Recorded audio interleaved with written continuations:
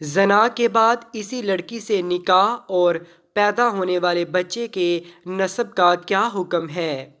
ایک لڑکی اور لڑکے کے ناجائز تعلقات تھے، وہ دونوں ملے اور حمل ٹھہر گیا، پھر ان دونوں کا نکاح ہو گیا، لیکن اب بعض لوگ کہہ رہے ہیں کہ حمل کی حالت میں نکاح صحیح نہیں تھا۔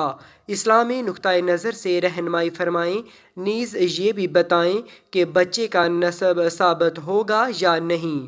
جواب: نکاح سے پہلے اجنبی لڑکی سے بات چیت، ملاقات کرنا ناجائز اور اس سے ہم بستری کرنا زنا اور شدید گناہ تھا۔ اگر لڑکا لڑکی سے یہ سرزد ہوا تو سخت گناہ کا کام ہے، اس پر خوب توبہ و استغفار کرنی چاہیے۔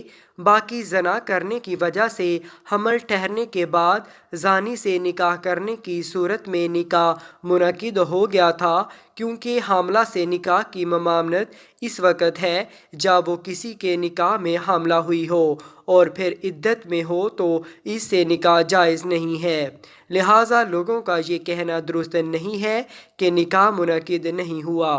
پھر اگر نکاح کے 6 مہینے بعد اس حمل سے بچہ پیدا ہو تو وہ بچہ ثابت النسب ہوگا، لیکن اگر نکاح کے بعد 6 مہینے گزر جانے سے پہلے ہی بچہ پیدا ہو گیا تو پھر اس بچے کا اس زانی سے نسب ثابت نہیں ہوگا اور وہ بچہ ولد الزنا ہی کہلائے گا۔